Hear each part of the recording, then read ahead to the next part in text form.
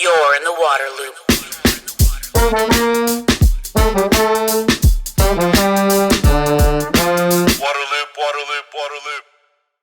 Waterloop is a nonprofit media outlet made possible in part by a grant from Spring Point Partners. Visit waterloop.org for all of our content.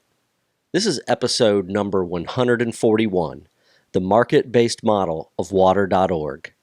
Hundreds of millions of people around the world that lack water and sanitation spend money and valuable time to get access.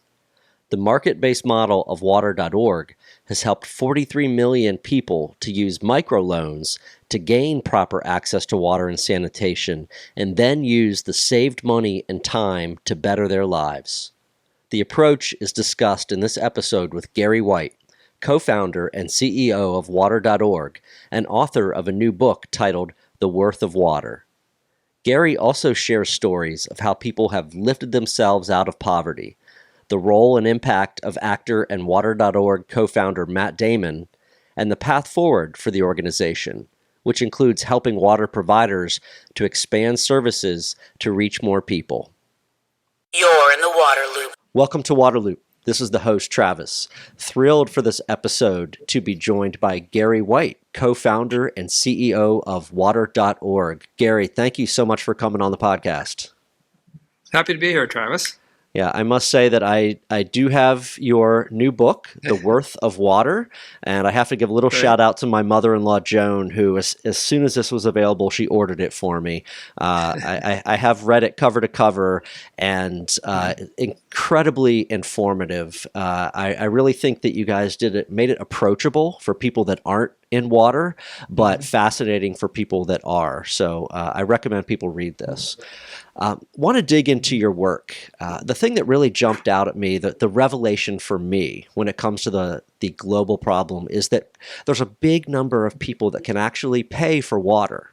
That's not the issue. Could you explain how that is kind of one of the key challenges and that you're looking to address? Sure, Travis. Happy to do that. I think, from my perspective, I've kind of run the gamut in terms of when I was an undergraduate in engineering, trying to focus on like going out and drilling wells for people around the world. That's kind of the natural instinct, as an engineer. It's a technical water problem, and you have to raise money and go get wells drilled, and then everybody can get water. Well, the numbers don't add up when you try to do it with a purely philanthropic approach. And so we certainly ran into that, and recognizing that there's never going to be enough charity in the world to make this happen, that is definitely a hurdle that you have to get over. But what we also discovered along the way, having spent decades doing this, and this is what the book is really about, bringing to life the stories and the insights of people around the world who lack water. They're the ones that have the greatest incentive to solve for this. And in fact, when you think about it, everybody in the world today, when they woke up, got water somewhere. So the issue then becomes like, how much are they paying for that water, both in terms of their time, but also in terms of their, cash. And what we recognize is that, people are paying a lot of both of those, right? So they're also paying in terms of their health. They're paying in terms of opportunity costs, girls not being in school because of water. But the two things we really focused on was that, people are spending hours every day walking to collect water, over 771 million people who lack access, and that time has value, and they could be spending that time at more productive activities. And then we also recognize that a lot of people in urban areas are really forced to buy water from this kind of secondary market. These water vendor trucks, tanker trucks that come around and sell water, lots of different enterprises that are there. And that water costs a lot, right? That water can be 10 to 15 times more per gallon than if you have a connection to the water utility. And so that was our discovery. We also discovered, I met a woman in India several years ago who was paying a loan shark 125% interest on a loan that she got so she could build a toilet at her home. Microfinance institutions, it would normally be the channel for getting access to capital to do something like that, would not lend for water and sanitation because they didn't see it as income generating. You get a loan for a sewing machine, you're sewing clothes, and by the end of the week you have cash flow, right? And so what we were able to do is to have these insights from people that we met about how they were coping with their water and sanitation issues, and then help them get access to small affordable loans by nudging the microfinance sector towards these types of loan products. And so I can just wrap it up this part with kind of a very clear story. A woman that I met, her name was Lina Riza in the Philippines, and she was paying about $60 a month to one of these water vendors so that she could get water for her family. And so she took out a loan from one of our local finance partners in the Philippines, about $300 or so. And her loan payments on that loan were about $5 a month. Her water bill that she's now paying is about $5 a month. So that's $50, right? Think about that, $50 extra in her pocket every month to put towards the other needs of her family, send her kids to school, buy more nutritious food, etc. And so that really is what we discovered, that there are these immense coping costs that are embedded in this system. And people living in poverty, all they need is that little bit of a push to get access to finance so that they can solve their water crisis, their sanitation crisis in a way that's best for them. Incredible. A lot of different follow-up questions from me on this. So the model that you all have then, an individual out there gets one of these loans, one of these small loans, a microloan, to put in whatever water treatment, whatever water system they need. They get that from some institution, these microfinance institutions, and water.org is kind of above all that. Could you kind of just explain how that system works? Sure. So when we discovered these insights that people were already paying for water and that they would, we believe, take out a loan and repay those loans. And now, if you fast forward, that's about $3.5 billion in these small loans that have happened that have now gone out for water and sanitation. Oftentimes, that's just as simple as a loan as getting connected to the local water utility. You have to pay a water connection fee almost always, and you have to get the plumbing to your house in many instances. And so that kind of nudge that we had to provide to the microfinance institution so that they would do that. Now, what we do as water.org is we raise philanthropic capital, of course, to go out and do this work. It's not so much that we're using that philanthropic capital, like I say, to go drill wells. We're not even lending money directly ourselves as water.org. But what we do is we use those philanthropic resources to kind of go out and de-risk this whole ecosystem, this whole financial ecosystem. So we'll work with microfinance institutions, and now we have about 150 of them throughout the world, to provide grants to them so that they can de-risk this type of lending. So they'll use a grant from us to do market research, to design new loan products, to research water and sanitation interventions that might be right for their clients. So we use a lot of that philanthropic capital basically to correct this market failure between financial institutions and households. And that's kind of our job in this, as we try to really create that financial plumbing between the capital markets and people living on as little as $2 a day, who all they need is a loan, and they can get the solution that's best for them. Yeah, that was a revelation for me also in the book, is the idea that there's people that have water nearby them. Even you say, pipes under their house sometime. They just have to be able to connect to that and connect to those resources, and this is a way to do that. Another thing that was interesting, like you said, you do get the philanthropic dollars coming in, but this whole model is really based more on kind of the investment side, not a charity, like a lot of people might think, a water organization is, right? Mm-hmm. It is very much. I think that was kind of my revelation. I mean, my background is in engineering, not so much in finance, but certainly we've migrated much more towards a finance organization and hired people with that great expertise to be able to do that.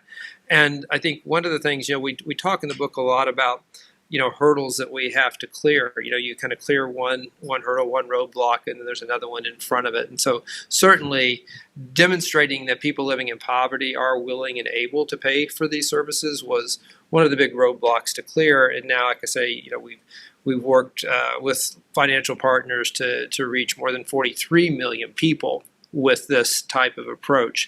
But every time you clear one hurdle, there's another. So we were Matt and I were in India several years ago, and talking to these partners to say, okay, what's keeping you from scaling this up further? And that's where their feedback was, we need better access to affordable capital on really a consistent basis. The local capital markets were responding quite a bit, but we also knew that we could probably tap into social impact investing in the U.S. And so our response to that was, well, let's see if we can get you capital at the right price so that you can do millions more of these microloans for water and sanitation. And that really was the birth of what became water equity. So water equity is the world's first asset manager that's dedicated exclusively to addressing the global water and sanitation crisis for people living in poverty.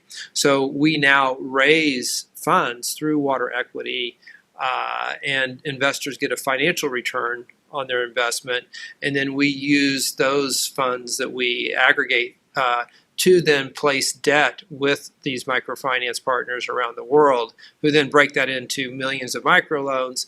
Those get repaid. Water equity gets repaid through its funds, and then it repays investors.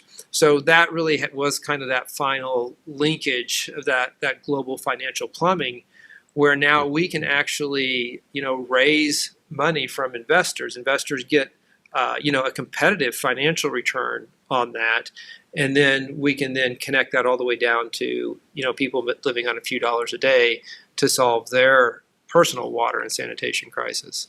Yeah. And I just want to call attention to the fact you said 43 million people, right? Mm-hmm. 43 million people you've helped gain access to water and or sanitation through this. That's incredible. Did you ever envision that number coming true one day? Well, for sure, even in the early days of this, this goes back to 1990 and starting it up. And certainly, it was the vision, and it still is, that everyone in the world has access to safe water and sanitation. So certainly envisioned it, but, never was able to really connect the dots in the early days. When you kind of, poke your head up and say, okay, here's the problem, and here's the current, scale of the solution. And those disconnect, right? And so you really, if you're going to be really pursuing a vision as audacious as everybody getting water and sanitation, which really shouldn't be so audacious, but it kind of is, you have to make sure the scale of your solution matches the scale of the problem. And when you look at something so expensive as a $1 trillion problem really to solve this crisis, you recognize the only way you're going to get to scale on the solutions if you can connect the capital markets, right? Capital markets, if you can provide the type of return, financial return that's needed, then you can then tap into an unlimited pool of capital, right? Because that's what the capital markets really kind of are. And so that's what we're trying to do. And we're seeing this not only as investors coming in for the financial return. Obviously, it's the right thing to do from a lot of different levels, right? Just the fact that so many people don't have water and sanitation, a lot of investors come in because of that. Corporate investors that come into this are also looking at, what's the ESG that's associated with this. A lot of corporations that have a big water footprint in some of the markets where we operate, they are concerned about their social license to operate. They're concerned about making sure that the water resources that they draw from these watersheds, they're drawing it in an equitable way, that local people have access to water and sanitation as well. So we're seeing a lot of interest on the part of the Water Resilience Coalition, for instance, which has, I think over 40 Fortune 500 companies that are focused on these issues, and now we're partnering with them to give them investment opportunities so they can use their balance sheet as opposed to just their philanthropy in order to be able to plug into this.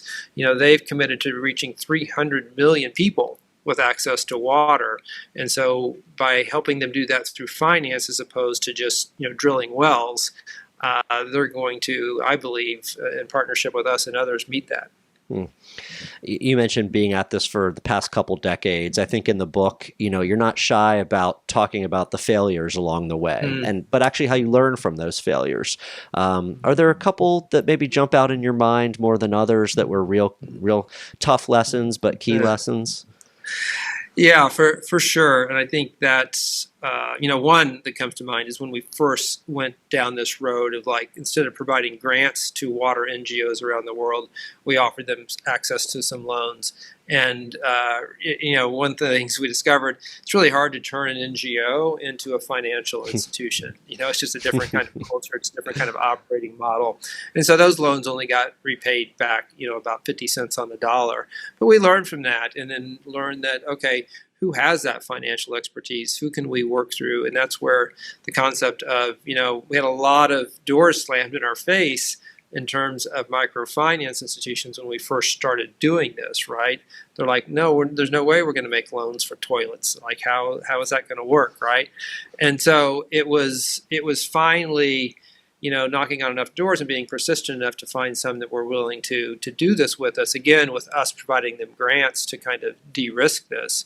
And I think that, that learning of okay, maybe water NGOs aren't the right ones to try to turn into loan originators. Let's go with the people who do. I think one of the other lessons we've learned too is that, philanthropy is incredibly finicky, right?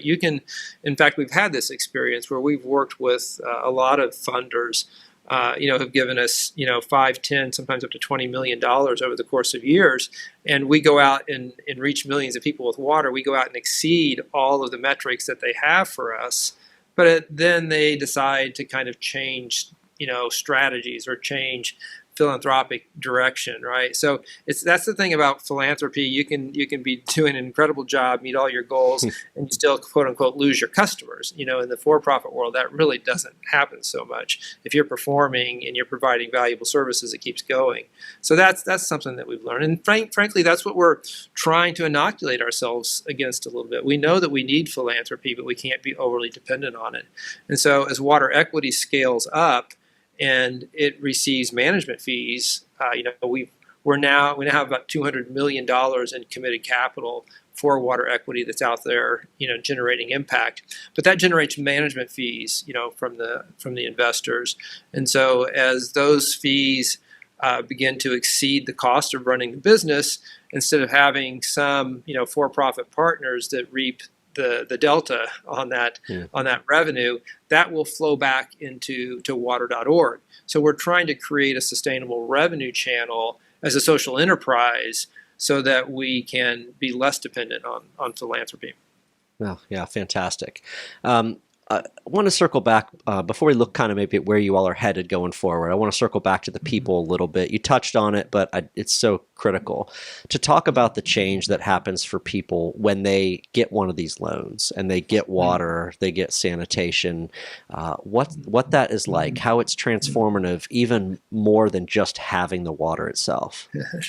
Yeah, it is. And I think we tend to take it for granted, right? Because it's just there at the turn of the tap for us. We are kind of numb to how much potential that unleashes for us in the U.S. And I think that we also tend to dwell a lot on the suffering that is there because people don't have water and sanitation, the disease and the death, and that's all gut-wrenching, and it should motivate us. But it is that upside potential that water is the foundation for everything. And I think so many people I've met who I remember a couple of stories, right? I mean, sure. One woman in India I met, we were there, actually Matt and I were both there on the day that the water was being turned on to her house, and she had a little faucet there on her door stoop, and she had lit incense. She had put flowers around that. She'd almost built a shrine to this water faucet that meant so much to her, right? This was like a game changer for her, and she saw it not just in a physical context, but almost a spiritual context. That was one that was for me a real, eye opener. The other was in Uganda. Not long before COVID hit, I was there and visiting with this woman, and we tell the story in the book. Her name, she went by, was Mama Florence. She was a grandmother, and she would ride her bike around every day searching for like where she could get water, purchase water for her family. And she took out a loan with one of our local partners. She put in a water storage tank and a pump, and now she has water right there at her home. And so what did she do with that? Of course, she has water to drink and water to cook, but then she started raising a garden, right? And then the vegetables that she grew, some of the waste from the garden, she would then start feeding to these pigs that were there, and she could water the pigs now. So she was raising pigs for her family and to sell. And then she started making bricks. It just so happens that the soil near her home was of the right type that she could then use the water to make bricks and sell those. And then that wasn't enough. She actually was using the bricks to build an addition onto her little home, so that she could then rent out rooms to people. So, that is what water does. If you don't have water every day, you can't do anything without it until you get it. But when you do have it, it's transformative for you. Yeah. I love all those little stories in the book about people's lives where they get that water and then they become entrepreneurial. They get that time. They can start doing other things and lift them. You talk a lot in the book about lifting themselves up out of poverty, and just really good stuff. So, your partner, Matt Damon, you have one of the biggest movie stars on the planet. But it's clear, through the book and through following water.org that he's not just a celebrity face on this. Could you just talk a little bit about that and to set the record straight for people out there that see him and water.org together? Yeah, no, it's certainly a great partnership for me personally, but also for the organization and the mission. It's just been, 2008 I met Matt, and he had already started H2O Africa with some other folks, and so was definitely was aware of what was going on, but it was also self-aware. He'll talk about this at length as well. It's just like he wanted to be doing something, and he was, and I think we should all be motivated to do something. But he also had an inkling that maybe their approach wasn't going to be scalable, and that's when he and I were able to connect, and he was able to kind of see where we had succeeded and failed, and then I saw him as an incredible storyteller, right? Being able to hear him talk about the water issues, and so at that point, water.org, we were called Water Partners then. We were really, we had a lot of success, but we didn't have a lot of attention. And certainly Matt was able to help us better articulate the story and to move forward. So what it's been is an enduring partnership. That was 2008. We merged the following year, 2009. So 23 years. And his commitment's only grown. He'll talk a lot about, he has three things in his life that he focuses on: his family, his day job, and then water.org.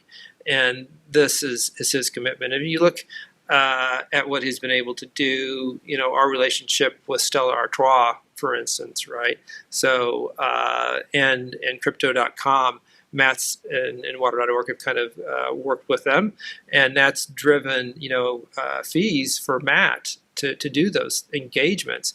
And he turns around and donates all of that to water.org. He doesn't do those things for his personal benefit. And so he helps at that, financial level.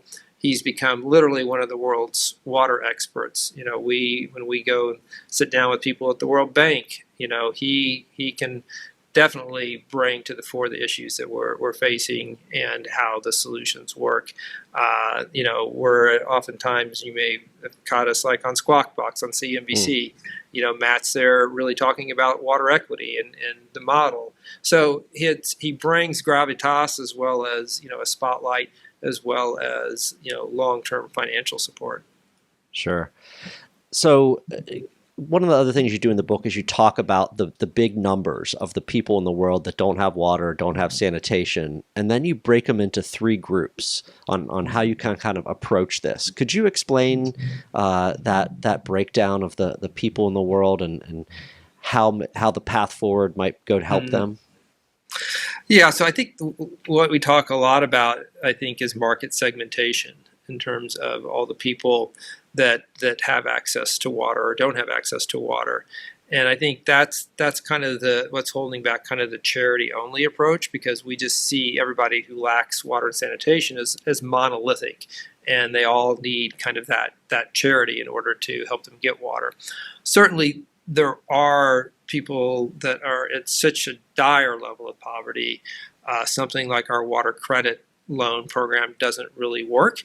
And those are the folks who do continue to need subsidies from government and other sources so that their basic water needs can be met. Oftentimes, cross-subsidization in water utilities helps with that, right? Certain people who use a lower amount of water might get the first few cubic meters a month for free. And I think that's important. But then there's this other market segment that is willing and able to pay for water solutions like a water storage tank, rainwater system, a connection to a utility or a toilet.